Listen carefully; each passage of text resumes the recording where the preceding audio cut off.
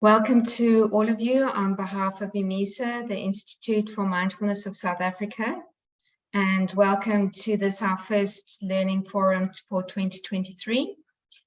It promises to be a very rich one, and promises to be a very thought-provoking one, and it's really lovely to see you all and to be connecting again with you all as our community. I'll be introducing Lucy to you, and then she'll be introducing us to her book, which seems really, it's beautiful, it's thought-provoking, it's very clear.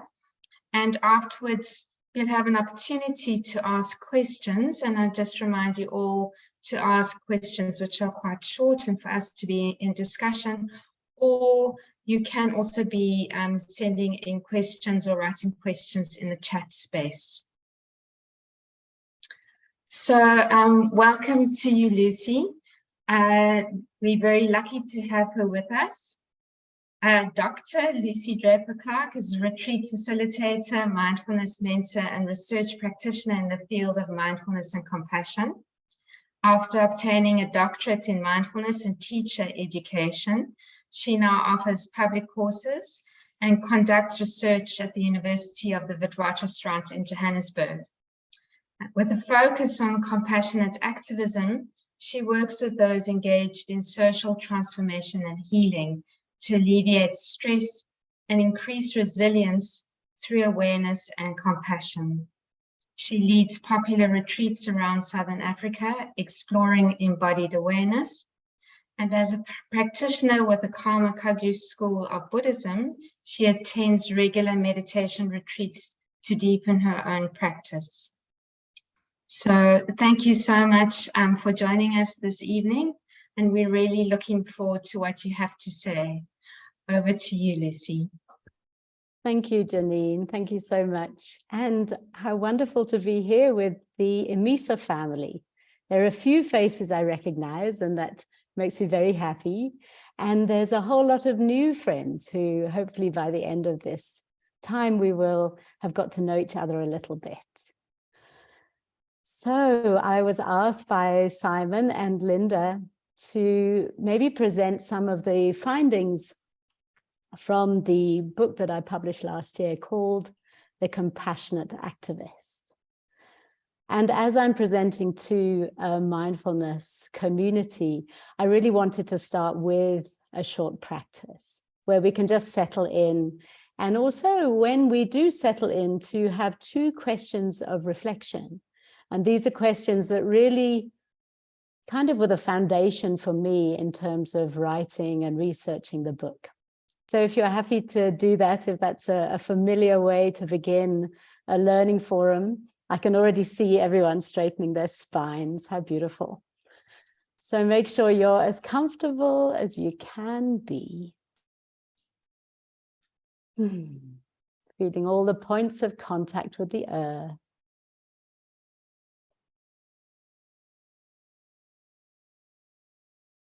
And as you inhale, gently explore the lengthening of the spine, as if you were being drawn up into the sky. And as the breath flows out, allow the face to soften, the shoulders, the belly, the buttocks. A sense of releasing back down onto the earth.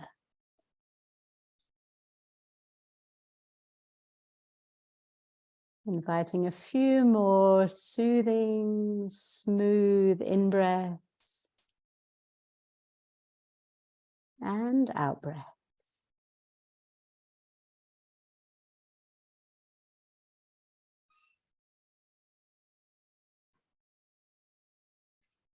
And sensing into all these wonderful faces on the screen, this community that spreads throughout Southern Africa.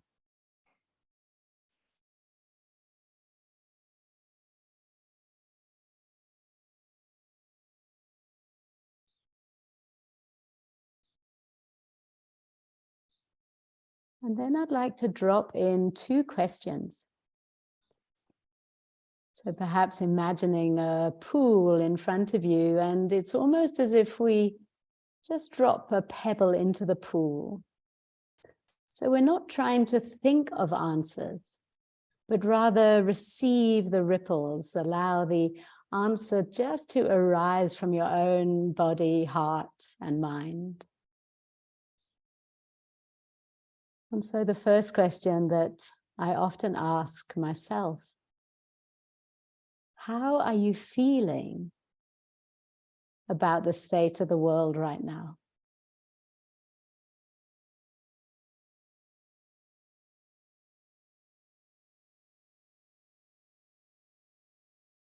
And allowing whatever arises to be here, to be witnessed, whether it's uncomfortable or hopeful. How are you feeling right now about the state of our world?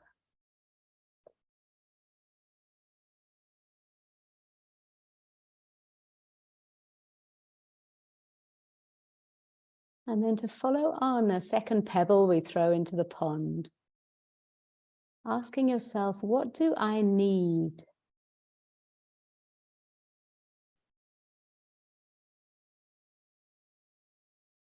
What do I need? What would be of help to me? Right in this moment, having contemplated the first question.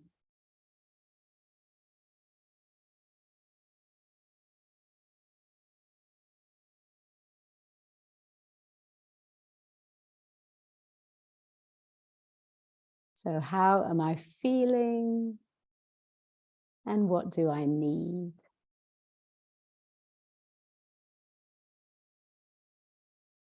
And it would be so helpful for me as your presenter or the person sharing some ideas tonight to get a sense of what is here within this Zoom room.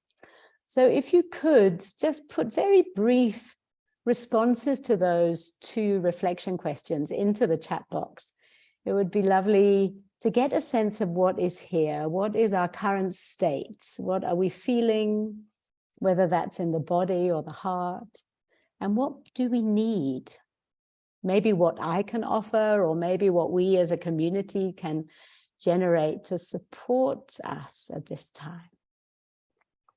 So I'll give you a minute or so just to put a few ideas into the chat.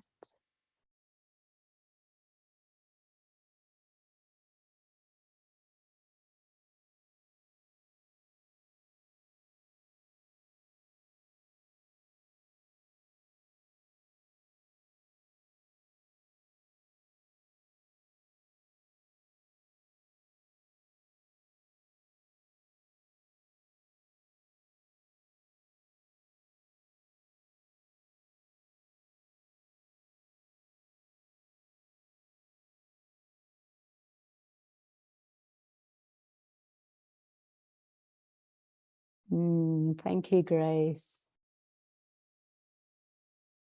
Disconnected, numb, exhausted, and hopeful. Beautiful balance of those two seeming paradoxes. Something which mindfulness really allows us to hold paradox. Sad and hopeful, a need for support and energy. Absolutely. Sadness, but a ray of hope. Energy to reconnect, need community coming together, supporting each other. Deep sadness for the world and uncertainty. Yes. Overwhelm, collaborative community, resilience, compassion. These are beautiful, beautiful reflections. And many people have this paradox, yes, of the sort of anxiety perhaps or concern, but at the same time, the little glimmer of hope, peace, love, sad, not in my throat. Ah, yes, I know that feeling, and a tightness in the heart, frightened and confused, and a need for compassion, tightening in the stomach, shoulders. Wow. Thank you. Thank you. That's so helpful. and very, very reflective of my own personal journey in terms of the kind of motivation for bringing this book into being, to birthing this little book baby of mine. Because a lot of the times when I was looking out and seeing things that were happening in South Africa, but also globally, there was a real sense of overwhelm for me and sometimes a numbing. And then on the other extreme, there was a real anger and almost like a vitality that comes with that anger as well, a sense of needing change to happen and for it to happen fast. And these were really my two different ways of being, I suppose. I mean, as Janine introduced, I did my doctorate in mindfulness. So that's been a very important thread of my life. But so has the social justice, the environmental justice. And for a long time, I saw them as kind of two different paths. And then I realized that perhaps one of my roles, or one of the, the roles that I could play, is a bridging role. And I find this in many of the different things that I do. How can we bring two seemingly different ways of being together so that we can bring benefit from both of those? So that was really the origin of the book, which is called The Compassionate Activist. Again, for many people, this holds within it a kind of polarity or a paradox, because I know that when we use the word activist, sometimes it's seen as quite confrontational, very much sort of pushing against the status quo, and often in a way that increases polarity, increases that sense of othering. So the term activist isn't one that resonates with everybody. On the other hand, people who call themselves activists, there's like a strong identity that comes with that. I'm someone who will not rest until I have changed the situation in the world. And that comes with its own shadow material, because we don't rest. We don't learn how to replenish and resource ourselves. So for me, infusing this with mindfulness, but also compassion, was a way to try and build some practices, some information that would be of benefit to people who were feeling overwhelmed and numb and angry and wanting to run away, all of the feelings that we get when we face the unknown or when we face the difficult. So I thought just to share a few images. I won't, spend too long in PowerPoint mode, because that can often just be a bit too much for us. But let me share a few images just so that, we can kind of walk down this pathway together. So this is the book,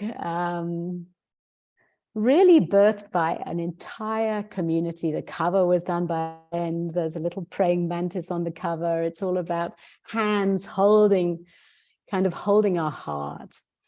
And the tagline, if you like, for me has been, how do we transform the world from within, or from the inside out, and at the same time transform ourselves through our engagement with the world around us?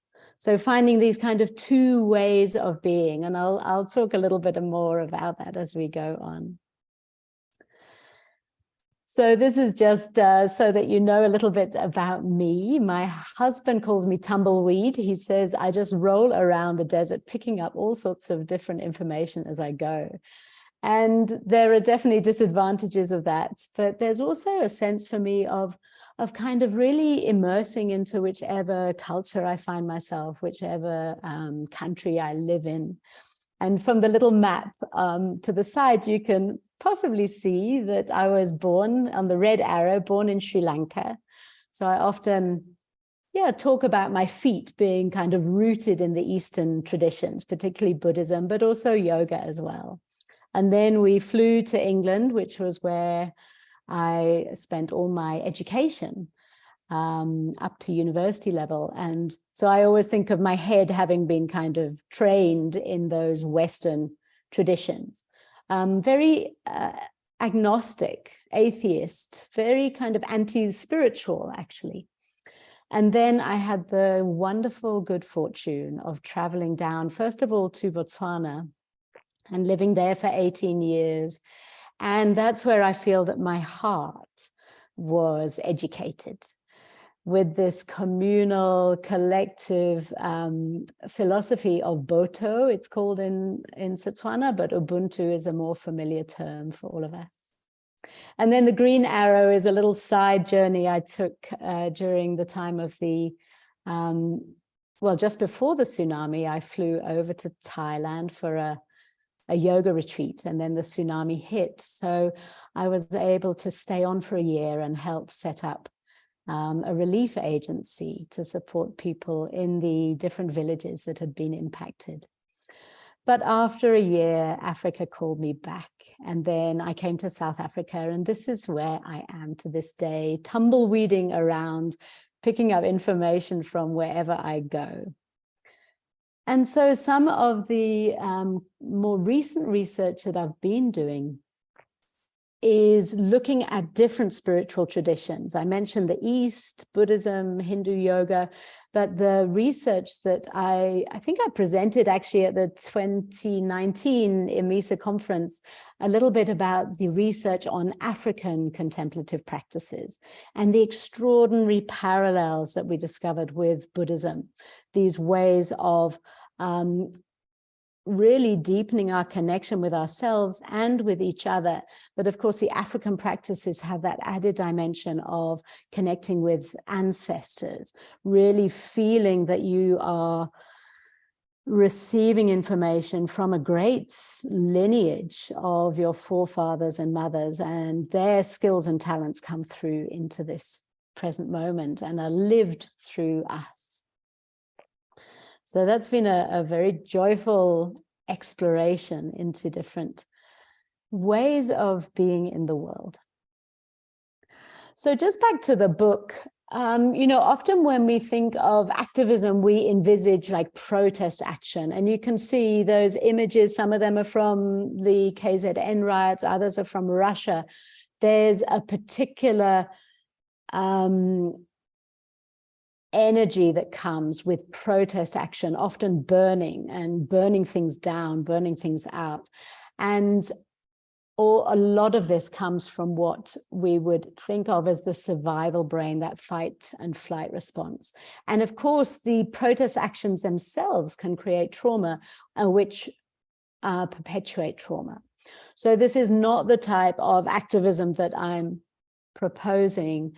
To me, this creates increased othering. It sets up cycles of violence and fear, and yeah, you know, just prevents us from being able to come together and seek solutions.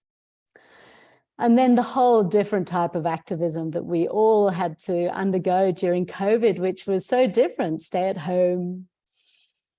And it took a lot of us, particularly the students that I work with, took many of them into a freeze response, that sense of overwhelm, of numbing, and we experienced many mental health challenges. People who were isolated didn't have the resources that they needed in order to cope with that time. Very different from when I speak to meditators. A lot of people remember that time with quite some fondness, a time when it was okay just to be still, to take time to go inwards. So nonviolent direct action is more where I've been looking at, and this was a protest of environmental justice protests that I was part of. And of course, arts-based activism is something that we look at in Drama for Life, the department where I've been working at WITS, and how to use the arts to you know, offer messaging so that people can take an interest in what you're saying. They can come towards the, you know, a new way of viewing the world rather than feeling, I guess, confronted in a way that takes people into a resistance. So the beauty of arts-based activism is it often opens a doorway for interest, for education, for new ways of seeing the world. And another form of nonviolent direct action that we did back in 2017 was a meditation response in Saxonwold. This was, you know, after all the Gupta Gate and the Saxonwold Shaveen.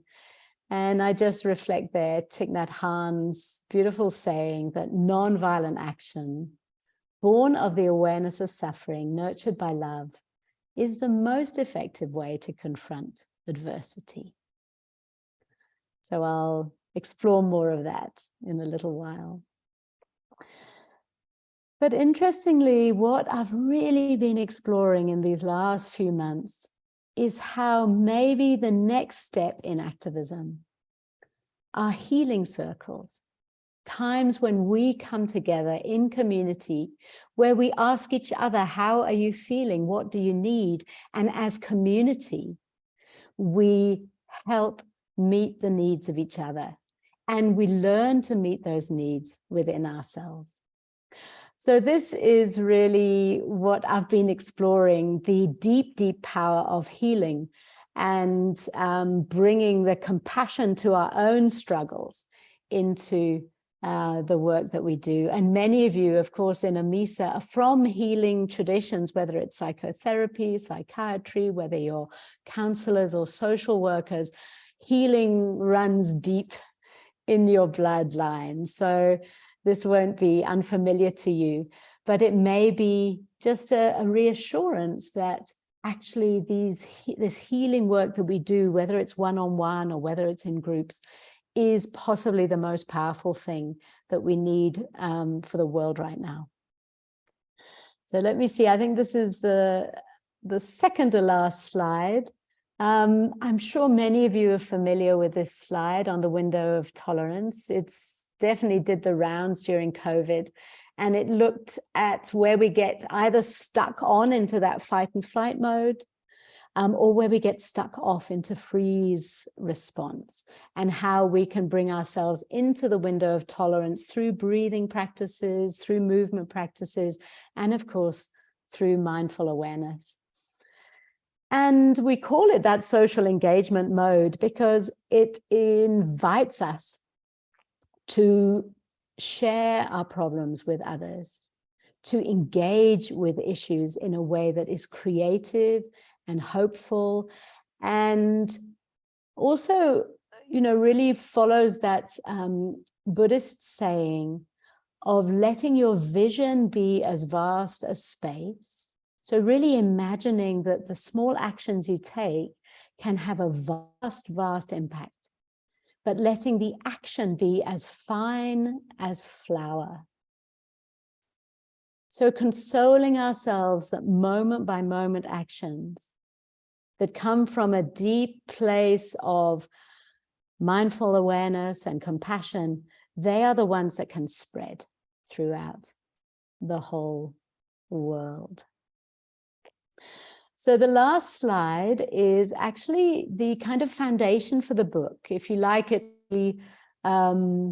what do we call in the academic world, the theoretical foundation. And this may be familiar to many of you. It's from well, it predates Buddhism, but it's definitely very popular within the Mahayana tradition. And it's called the Four Immeasurables. Some of you might not be able to see the label at the top there. And interestingly, these four immeasurables, if you were to talk about it from an ancient Greek perspective, these would probably be called virtues. Or if we look at it from a Western psychology perspective, these could be called pro-social qualities. And while I'm speaking, you may be just having a glance at the table there. But equanimity is this ability to stay balanced, to regard others as equal to ourselves, even those who are behaving in a harmful way. So that's our practice, is how can we respond to others even if they're behaving in a way that causes harm? How can we keep a level of openness for those. And the far enemy of equanimity is prejudice or othering or discrimination or even anxiety. Whereas the near enemy is indifference or apathy. You know, it's kind of when we stop paying attention. And so in order to cultivate equanimity, a sign of fruition is that of ease. We find ourselves being a bit more able to relax into what is happening in the world around us. Loving kindness is a very familiar one for all of us, especially those of you who teach MBSR. And it's that simple wish, that tenderness of wanting others to be happy. And the practice is simply that, being friendly towards everyone we meet. So the far enemy, hatred, anger, contempt, you can see those are the things that we need the justice system for. When there's hatred, when there's contempt, when there's actions that are fueled by those, we need a justice system to call people to account. But the near enemy is also interesting. It's kind of the attachment where we say we want someone to be happy, but really we want them to make us happy. So loving kindness is a quality that we can cultivate, and it really fuels all of this work. If you're more in the activist arena, you know, the work needs to be fueled from a big, expansive heart of tenderness, rather than from hatred and contempt for the other. Because the fuel of loving kindness is immeasurable. It grows and grows. It keeps us resourced at times when things are difficult. And then compassion, my absolute favorite. Compassion is that the real driving force as well behind activism. It's really wishing that others be free from suffering. And what compassion requires is for us to face difficulties with that open heart that can keep opening again and again and again, so that we show compassion towards those in distress. And we don't mistake it with pity or sympathy or anything that is in some way hierarchical. Compassion is about two equal beings seeing each other, and the one being in the position to support the other at that time. And maybe those roles change in future. And then again, one that I love so much, empathetic joy. Rejoicing not just in the good fortune of others, but also committing to joy within ourselves, using joy as a way to resource us. So we find joy in the simple acts that we do each day. We find ways to replenish and resource ourselves, and we find joy in the world around us. Maybe it's the smile or the laughter of a child. Maybe it's a walk near the ocean. It's up to us to resource ourselves with joy.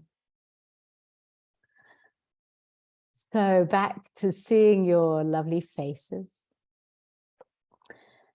And that underpinning foundation, those four immeasurables, have really been invaluable for me in terms of my own practice. And it's interesting, when I first set out on the project of writing the book, of course, I did it with that motivation. I want to help others. I often lead retreats, and I wanted them to have something to take away with them as a reminder, as a way to motivate their own daily practice. But of course, what I've realized through the writing of the book is that it's really resourced me. It's kind of like I'm the one actually who's benefited from the work, the research, the practices. And there's a delight that I take in that, because what we so often realize is that when we're doing something that really enlivens, awakens, allows us to connect with happiness and joy, then that naturally just spills out into the world around us. And then it grows and grows and grows, because of course then what we get back is those same experiences from other people. And that has so been my experience in sharing the practices from the book, and also really witnessing that I seem to be surrounded by compassionate activists. Just everywhere I look now, there's someone who is working. I hesitate sometimes to use the word selfless, because it sometimes brings up a kind of martyrdom. But people who help because of the joy of helping, because they see the appreciation in someone else's eyes, and that then comes back to resource them. So it's very interesting. A lot of these qualities that we cultivate within the mindfulness tradition, things like generosity, giving, it feels like it comes back to us. We seem to receive so much generosity, and then we want to give more. The same with love. When we share love, it comes back to find us. And so, you know, we can talk about activism as a selfless act, but in a way, it's a self-sustaining act. You know, being in community, supporting others when they need it, and then being the recipient of support when we need it. It sets these beautiful cycles of community engagement in place. And I've been laughing recently because having been a very, you know, when I first moved back to England, I became very committed to the church, and I sang in the choir. And then when I went to university, I left that all behind. And then I moved to Africa. And interestingly, that's where I, you know, really connected again with Buddhism. But these days I go to church twice a week. And on the Tuesday evening, it's to sing in our little community choir. And then on a Thursday evening, it's to dance. So the creative arts have taken me back to church. They've kind of brought me back home into what, you know, I find the very best of spiritual traditions offers us, which is community. And so we can find our way into community through different ways, where maybe it's the creative arts. For me, maybe it's, you know, soup kitchen. I used to do the soup kitchen in Johannesburg, and that would be where I got all my latest information about what was happening in Zimbabwe. So, you know, it's like we think we're giving, we think we're doing something wholesome, but actually we're receiving so much at the time. And I guess that's the essence of compassionate activism. It's being willing to step in, to participate in the world that we meet day by day, moment by moment. It doesn't need to be grand gestures. It doesn't need to be all over social media or even on the news. It's really about meeting the moment that's in front of us, meeting the person who is in front of us. And so perhaps there is the little bit of hope that some of you were needing. Maybe there's some of the compassion or the joy that we know can resource us. So that's the kind of, yeah, maybe the good news parts about compassionate activism. But I knew I wouldn't be doing justice to the work if I didn't also look at shadow material. And so chapter 5, the hardest to write, but I also feel the one that helped change me the most, was looking at, I called it the activist's Achilles, so the weak spots of activism, and all the kind of archetypes that we find ourselves trapped in. So for example, the martyr. You know, I'm working so hard day and night. There's no time for me. And we become more and more miserable, and no one actually wants to be around us. So the martyr syndrome is it's very problematic archetype for an activist, because we then push people away with our martyrdom. Whereas if we are loving what we do, then we're like a magnet. People come. They come towards us. They want to be part of the particular project or movement that we are, involved with or initiating. So the martyr is one of them.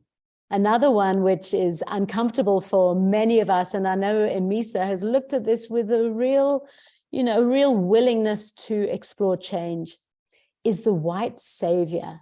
Teju Cole calls it the white savior industrial complex. The way that aid comes from the global north to the south, and along with that comes all these perceptions of people in the global south not able to take care of themselves. And so we really explore that archetype in a way that is honest and doesn't default into guilt or blame or shame. Because there's a weakness, or not a weakness, there's an egocentricity there. There's a kind of wanting someone to tell us, no, you're okay, you're a good person. So it's about really cultivating this deeply heart-centered motivation, so that when we do, particularly if we're working in communities, making sure that there isn't, the action isn't tainted by that kind of white savior archetype or mentality. Then the other ones were the founder's syndrome, when you set up an NGO and then don't believe that anybody else can do it.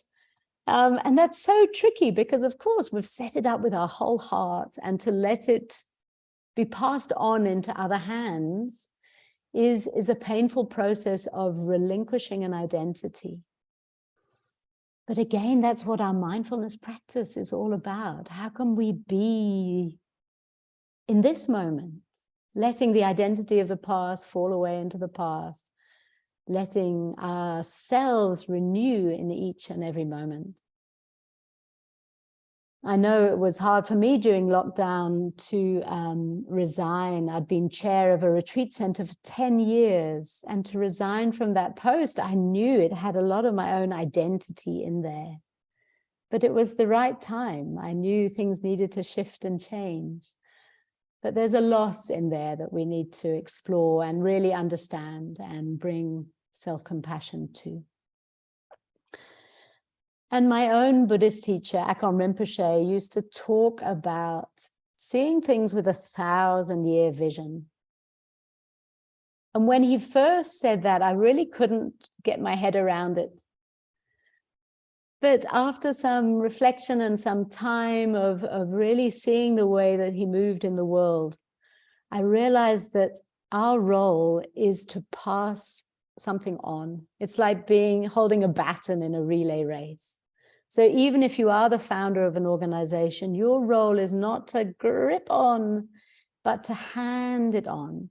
And of course, the next person will do it differently, or they'll have to respond to the moment in a different way. But really seeing maybe we laid the foundation, someone else is putting up some walls, putting some windows in. Allowing that long-term vision to direct us, but also to help us move back when the time is right.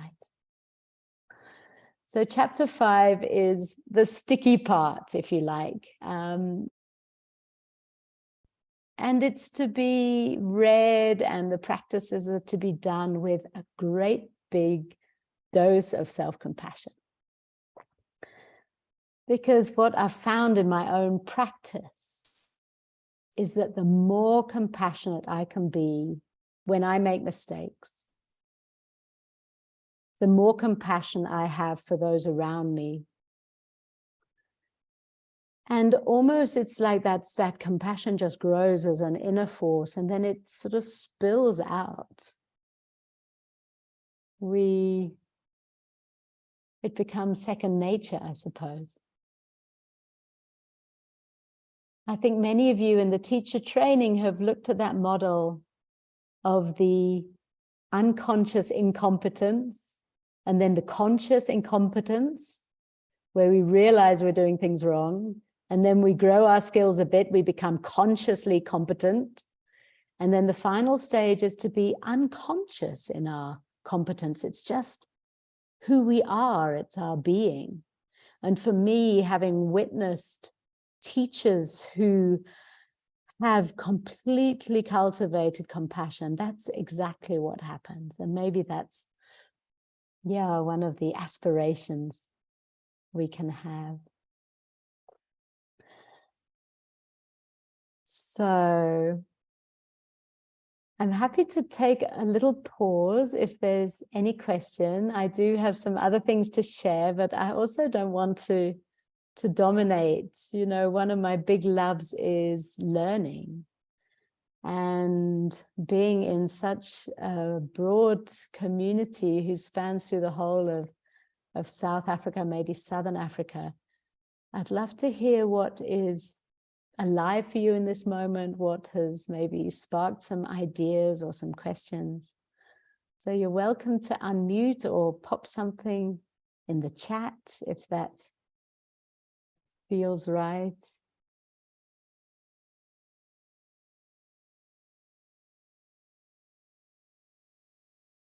And if anyone wants to speak also, feel free to just put up your hand.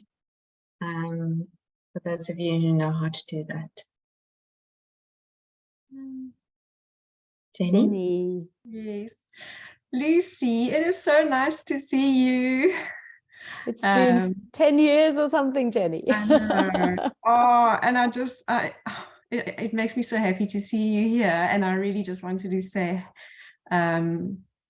it's so wonderful to see you. And actually, Lucy, you just shine and radiate exactly everything that's in your book. I cannot wait to read it.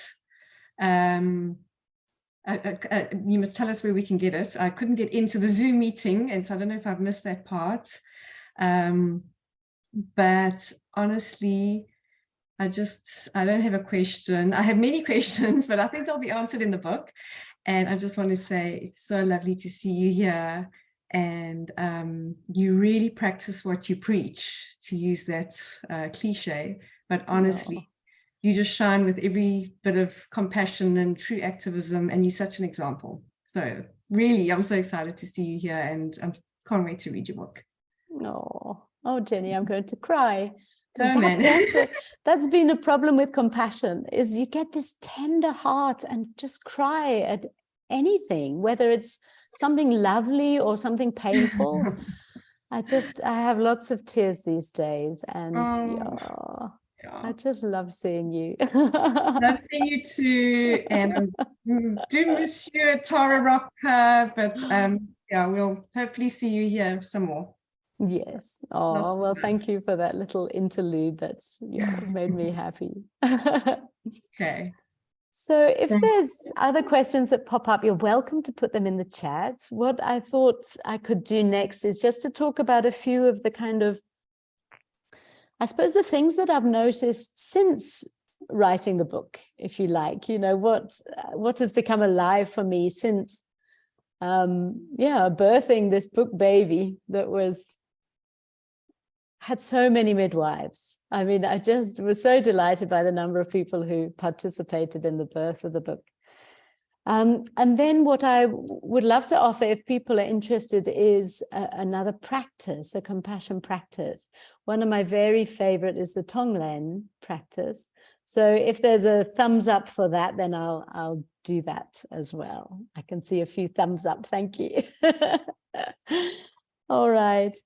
So some of the interesting things I've found is that often activism is fueled by anger. And within the Buddhist tradition, we talk about the mind poisons. This may be very familiar to some of you, so apologies if I'm repeating, but it's something I found so useful. There's mind poisons of anger and pride and jealousy, greed and ignorance.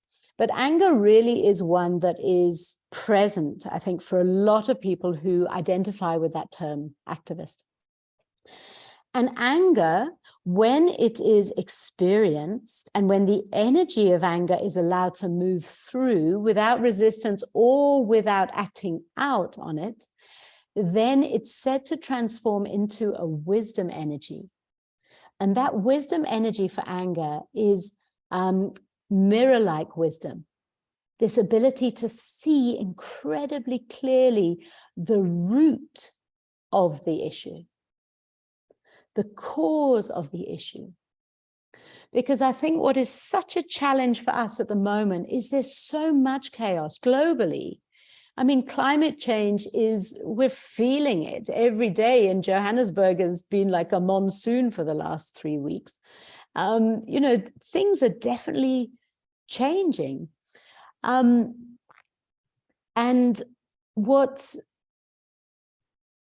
let me get back from that little sidetrack. What we find with anger is that if it's not transformed into that clear seeing, it is like a fire. It burns. And so when I was doing the book launch, I noticed myself doing this with my hands. It was like, what we need is mindfulness as the hearth, so that we can experience anger, we can feel it coming through, because there is so much injustice. You know, the world is not a place where the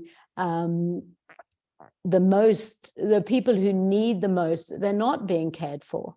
I think it's the quote by Pearl Buck that you can, you know, tell a country by the way it treats its most vulnerable members.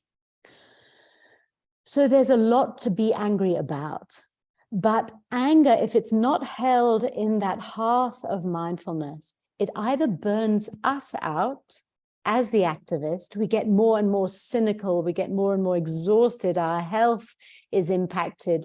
And then, of course, what happens is the person with a huge amount of knowledge in the field burns out and leaves. And this I've noticed so many activist friends, they've burnt out, they've rejected what they were trying to do, and they have left it completely. And that is such a loss. Because when we're in our prime, kind of moving from the more frontline kind of role to being the elder, to being the wisdom keeper, if you like, we burn out and we disappear from the field, and then leave the young activists having to find their own way. So mindfulness as a hearth is something I've really been exploring, because the other danger with anger, the fire of anger, is that it burns out everyone around it. And I suppose this, you know, just to add on to what I said, that when we are loving what we're doing, when we are building something from this place of deep commitment and joyful effort, diligence as in joyful effort, then people are drawn towards us like a magnet. But if we are working from that place of anger, we burn people out and the organizations themselves suffer. So that was one, you know, sort of piece of clarity that came through for me after the book was written. Some of the ideas are there, but it came through so strongly as an image of why our work as contemplatives, why our work as meditators is so important for this time. We need to be able to hold. We need to be able to hold space. And interestingly, this time I think in the Buddhist and the Hindu kind of cosmology is known as a Kali Yuga. I don't know if people are familiar with that term, but you may know of Kali. She's that deity, that goddess with a tongue that hangs out, and she's got a sword, and, you know, she has all sorts of skulls, and she's quite terrifying. But the point of Kali, or Tara as well, is that they cut through ignorance. They cut through things that are keeping us from awakening our potential. And this time, this Kali Yuga, this 2000 years of, we could call it darkness, where there is suffering, there is violence, there's conflict. This is a kind of predicted time. And I don't know whether that's reassuring for any of you, but for me, it was like, oh, okay. It's not that, you know, it's that's the way it is. Like, that's the truth of it. We're in this Kali Yuga. And there's two things that I want to just bring through from there. The one is that when we are in a time of darkness, a very tiny light shines up. You know, you only need to shine your light very small and it still is seen. That Martin Luther King quote says, "Only when it is dark enough can we see the stars." So for each one of you on this call, whatever it is that you do that makes you shine, that is your compassionate activism. Because that little light in this dark age is what's needed, and it will join light with others. So that's one of the kind of, yes, again, maybe like a more hopeful message. But then another thing I was exploring, which initially didn't sound hopeful at all, was if the climate is changing to such an extent that human life on this planet will not survive, then what do we need to do? We need to care for each other through all of the difficulties that are going to lie ahead. So whether we are going to find a way through, and often I do believe that because we have incredible potential.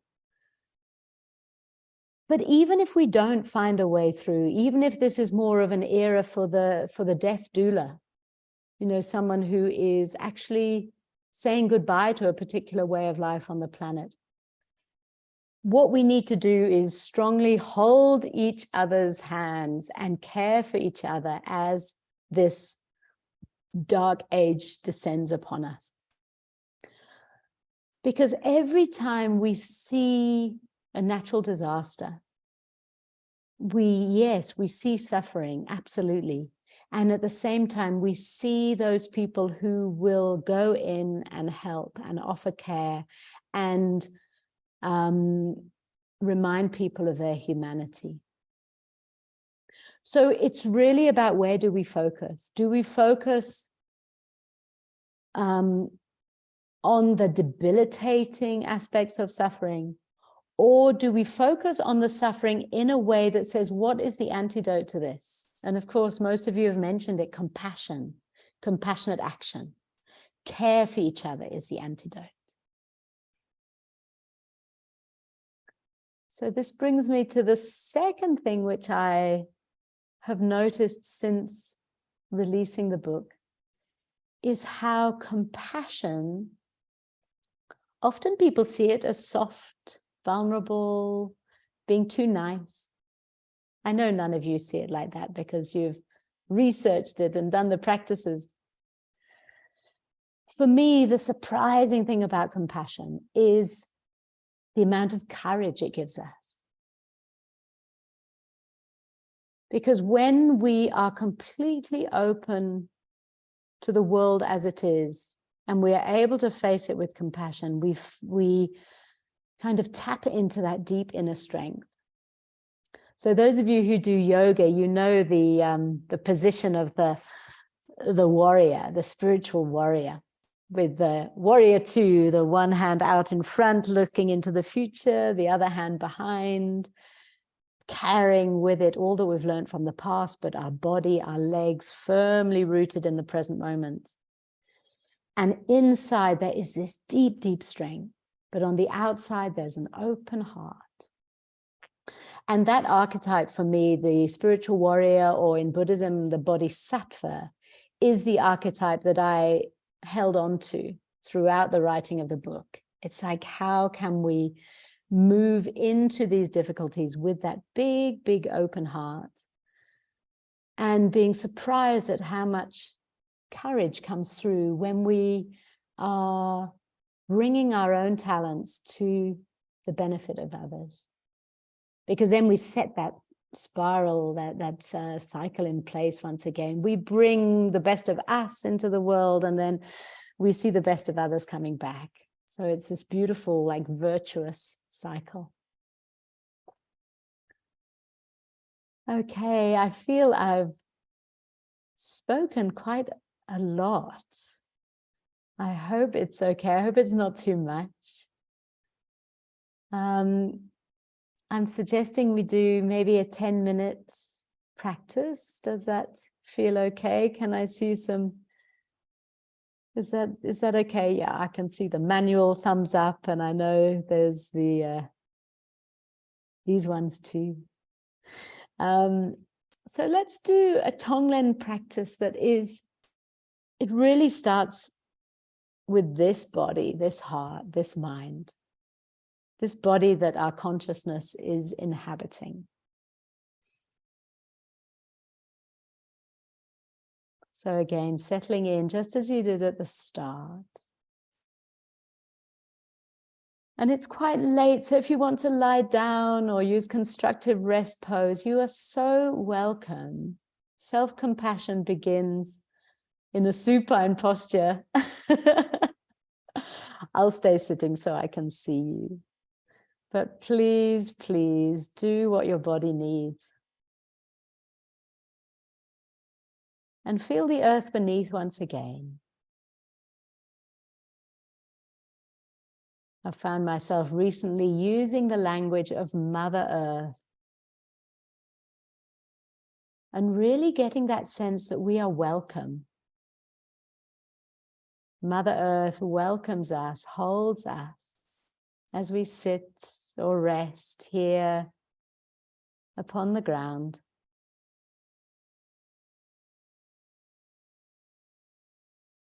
We are an essential part of this ecosystem.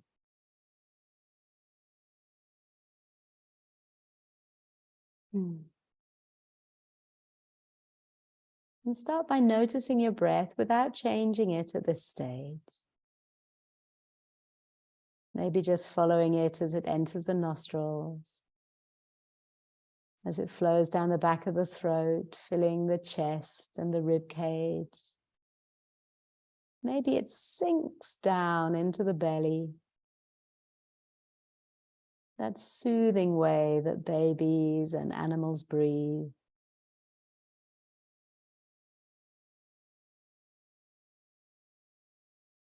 And then witnessing the breath as it flows out.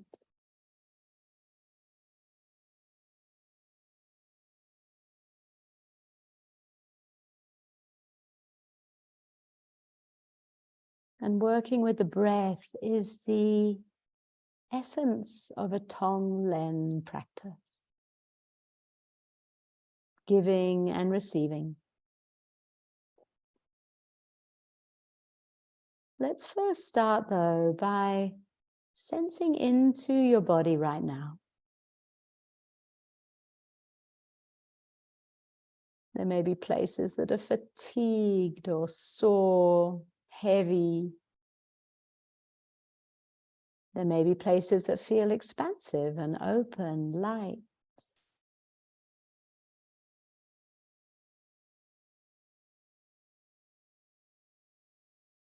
Letting your awareness touch into all of that experience.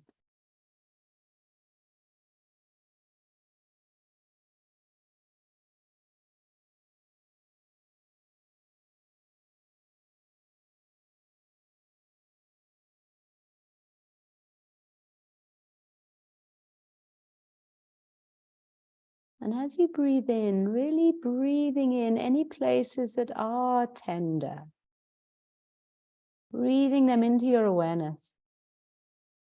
Places that feel tired or sore. And then as you breathe out, imagine smoothing them. With that compassionate exhale, imagine maybe stroking that part of the body or letting it soften and release under that light of compassion.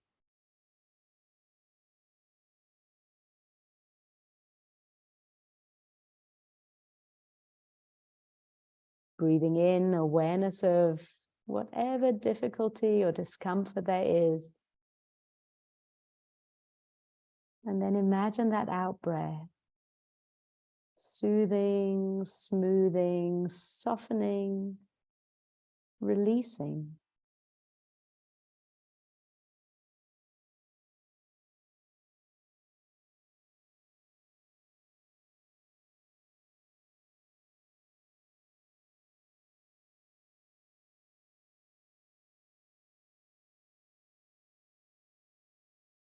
Taking care, bringing this friendliness, this warmth to our own experience.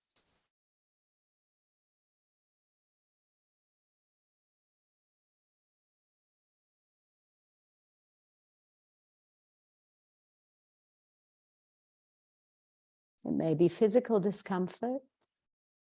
It also may be an emotion, something that feels not so easy to bear.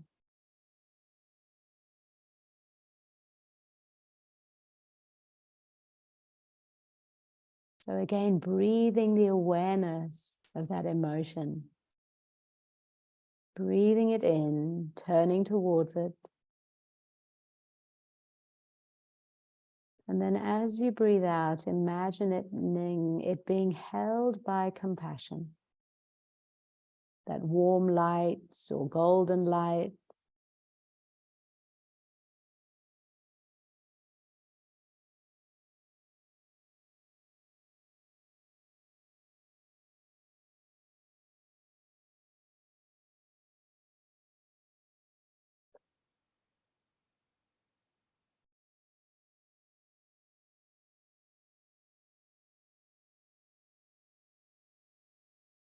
And as you breathe in and the lungs fill with air, you may get that internal sense of the lungs holding the heart, like two hands gently supporting, caressing the heart. You may even feel the heart beat at the top of the in-breath.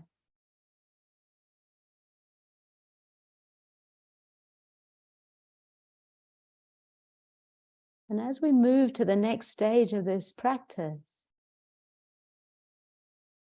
I invite you really to focus on the heart. The heart is known to transform. Whatever difficulty arises at the heart, it's able to transform it into the golden lights of compassion.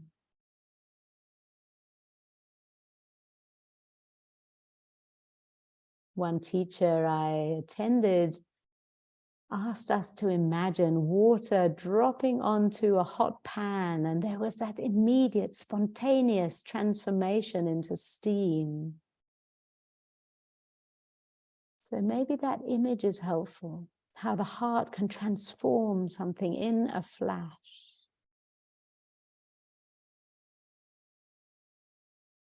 Because now I invite us to expand our capacity. Whatever difficulty you experienced in the body and the emotions, now open your awareness to all those other thousands, millions of beings throughout the whole planet who experience this too. Breathe that in. Knowing that it will transform at the heart, and you can breathe it out as compassion.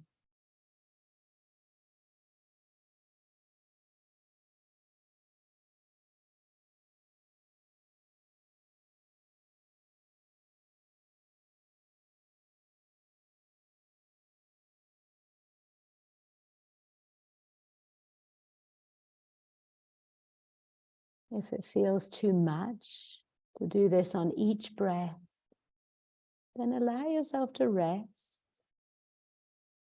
Maybe on every third breath, you can breathe in those difficulties. And then breathe out compassion.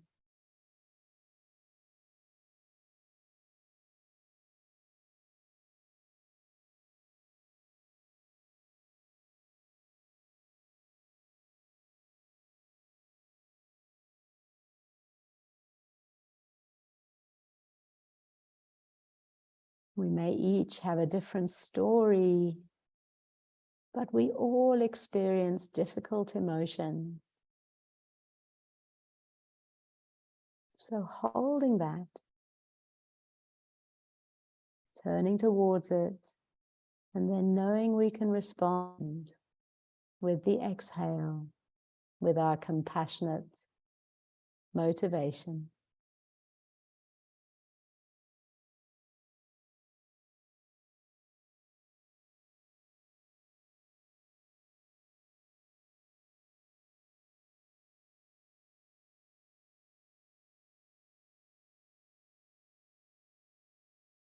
And there may be something happening in your life, in the world right now, that is difficult to face.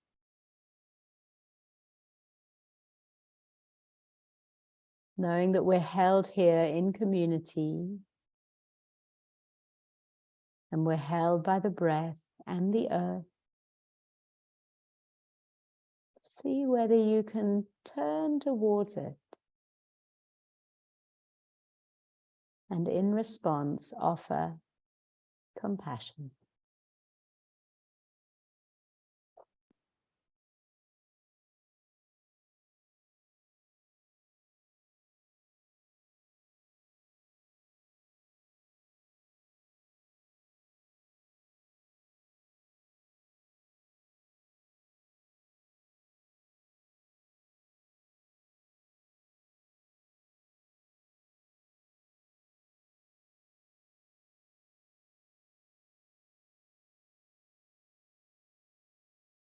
And as we bring the practice to a close, resting for a while in simple awareness.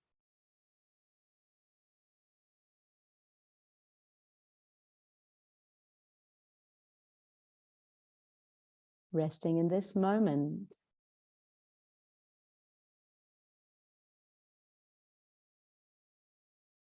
Connected to each other.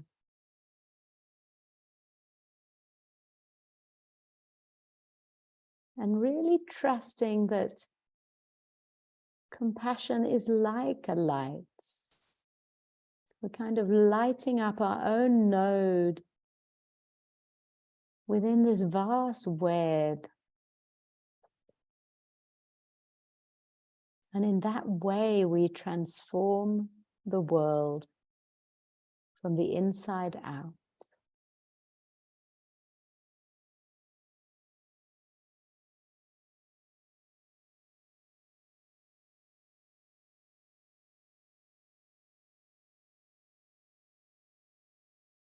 And I often remember the words of the Dalai Lama when he was asked about his daily Tonglen practice.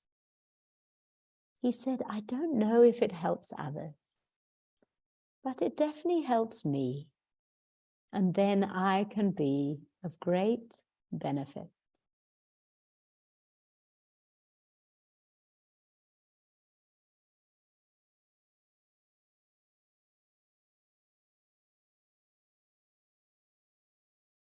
So in your own time, you may like to have a little stretch.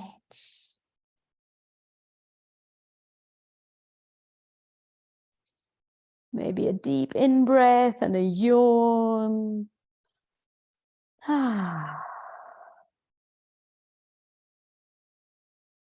Bringing that willingness to meet your own need right into this moment.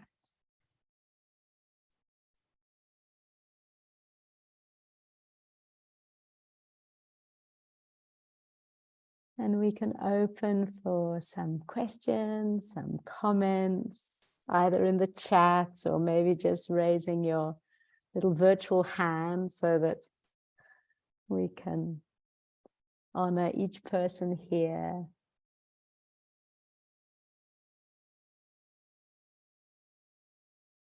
And while we're doing that, I wanted to show you who's been sitting beside me during the practice. It's a beautiful Shona sculpture I brought back when I was running a retreat in Zimbabwe. And it so reminded me of the African wisdom tradition known as Sankofa, I don't know if you're all familiar with that, but the image or the representation of Sankofa is a bird that flies into the future, but its neck is curved back holding an egg, and that egg is the ancient wisdom traditions. So I love this bird. It reminds me that we are trying to get into the future skillfully together, but maybe the best way we can do that is by remembering these ancient traditions that have come to us through mindfulness, through compassion practices.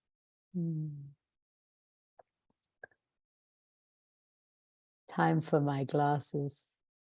I blame the PhD for my eyesight. Linda, did you get the same problem? Actually, I'm in denial that happened.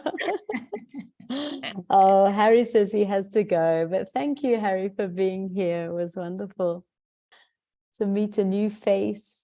Yeah. Is there anyone else who would like to raise a hand or ask a question?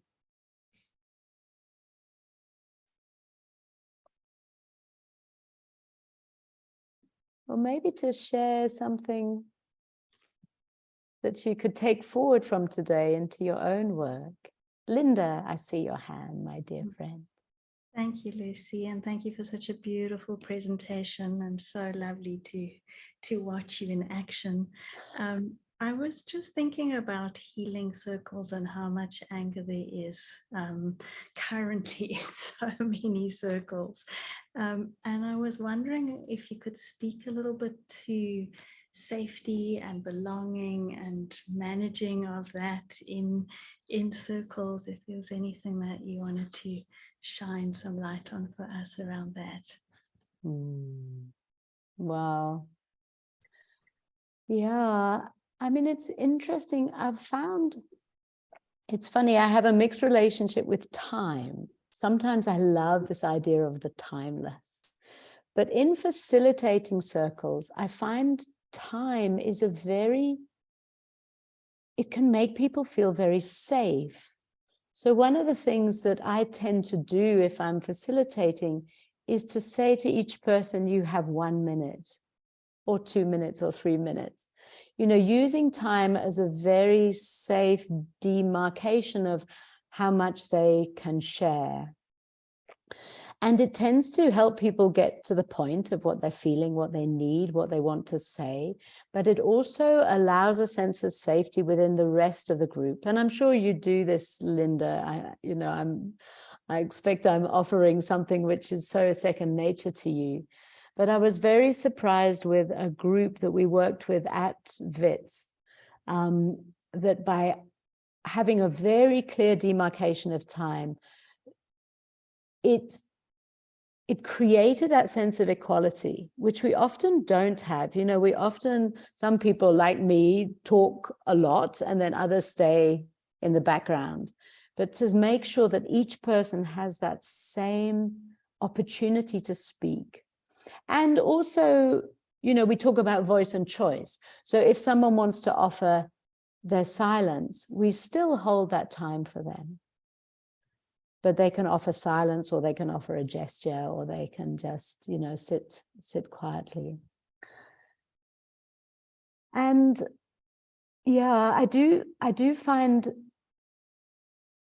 it was interesting when I was in Cape Town, when I saw you, Linda, I gave a presentation and the room had been set up in a very, you know, traditional format with me at the front on a little sort of raised cushion, and then everyone in rows. And I felt so uncomfortable. And yet I didn't quite have that presence of mind to say, can we all please get up and, you know, form a circle.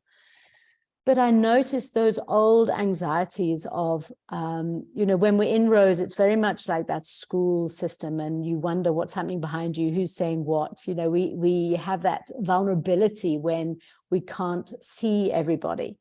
So the ancient ways of sitting around a fire, sitting literally in circle, as long as the it's as long as it's manageable within your space or with the number of people present, I do find it allows everyone to have that open heart, open chest, and not to have that vulnerability of what's happening behind. So those are, a couple of things which of late I've found have sort of risen. Does that spark other ideas, Linda? Because I'm sure you have a wealth of knowledge which maybe can help others too. Thank you, Laura. It was lovely, Lucy. It was just lovely to hear how you are approaching it and thinking about it. And of course, curating questions which allow people to get into their second narrative. So, we've been doing trauma work. We've been using that window of tolerance to take people through different and ways of understanding how trauma manifests. But helping them find that second narrative. What did they learn? What can they now offer into the world based on the difficulty they experience, so that we don't get shut down? I gave a workshop to some drama therapists and applied drama students, and it was all about moving from empathy to compassion, because many of us know we get burnt out by empathy, by those difficult emotions that we feel from other people, but then also moving from story into awareness. So letting story come through, owning our story, but then at a certain point, letting our story be in the past and allowing the awareness of who we now are in this moment, the new person that's coming through. And as facilitators, holding discomfort. It can be so painful, but I tend to chant in my own head that loving kindness mantra. May you be well, may you be happy, may you be free from suffering. And somehow it seems to ease things. Yeah. When the Buddha said that metta protects you from spiders and scorpions and snakes and daggers, I realized that actually what it is that loving kindness kind of opens the space in the room for people to feel safe. And so those daggers and scorpions and snakes also downregulate their nervous system and they don't have to react. Jenny. Lucy, I just want to ask you a question. So if you're working with someone and you both fighting for the same cause, so you're on the same team in that way, you both have the same heart and mind about a certain topic or social justice thing or something. But so for me, for example, I work with a woman who is incredibly passionate about various issues, and we agree on all of them, but she comes from a very angry place. And while I totally get her anger, just listening to what she's saying, so about managing anger, not so much towards the people that you are angry with, in terms of whatever you are having and being an activist about, but when you're working with people who feel that anger is a better way, and yet what they're doing is good and right, how do you protect yourself and then still do the work? Yeah, because anger is vicarious. Like it triggers our nervous system. We feel it. You feel your hackles rising. Yeah. You really viscerally feel it. I mean, these days I do a very hippie thing. Yeah. So excuse me, all the scientists in the room. But I imagine putting on spiritual sunscreen. So I actually sort of step in and I'm imagine this protection. And there seems to be something about that ritual, that ritual of the psyche that allows me to, it's kind of let me take in what is going to be of benefit in this moment, but let that spiritual sunscreen repel the UV rays, whatever that equivalent is in the sort of world of anger. But, let me not take that on. And also let me see beneath, what is it? What need in that person is not being met that is causing this anger? Because, you know, when I use that, those two reflections at the start, feelings and needs, it's from the work of Dr. Marshall Rosenberg, the nonviolent communication. But again and again, I find it applicable to every context where there's an uncomfortable experience coming up. It's like, let me look beneath. What is the need of this person in that moment? Do they need my support, or do they need me to stand up to them? You know, sometimes, like an angry child needs to know its boundary, needs to be held. And there's that childlike part in all of us that needs to be held sometimes. Ooh, yeah. But I hear you. It can be exhausting, and as you say, it's, you know, you're walking in the same direction, but sometimes it's difficult. And also sometimes I have found that conflicts are really useful. Like, they're a useful disruption to see what, you know, what am I missing here, or what new idea is wanting to be birthed, because you know, birth can also be painful. It can be a rupture. So sometimes something new needs to come through in the way you're responding, the way, you know, you're carrying out your work. Okay. Thank you. Pleasure.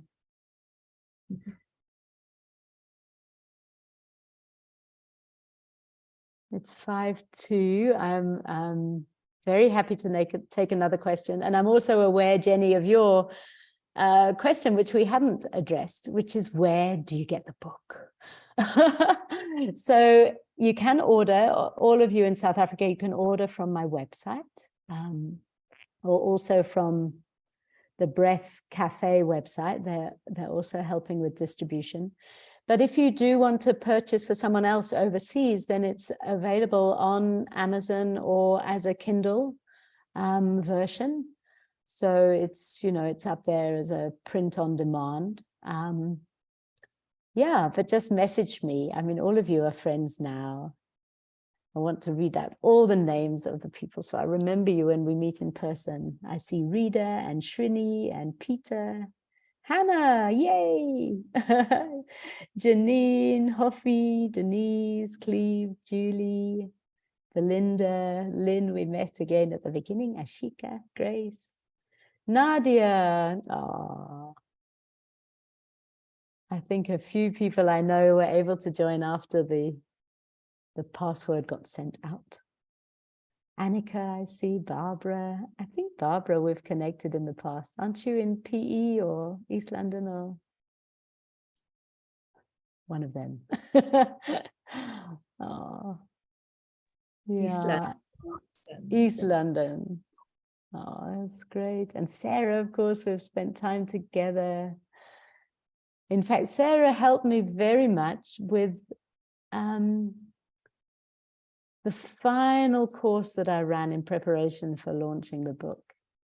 So real gratitude to you, my friend. Yeah, I see Louise and Nordind. I hope I've said that okay. Annabelle, Devi, Judy, Satish, and Simon. How are you?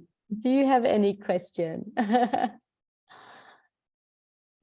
I'm just quite tired because I've had a 7-hour drive today, so we've got back like half an hour before the session. So, but just to acknowledge the exquisite way that you've offered this subject, which is quite loaded in my experience, and tends to be quite inflamed and inflammatory, and actually more divisive than it obviously is meant to be.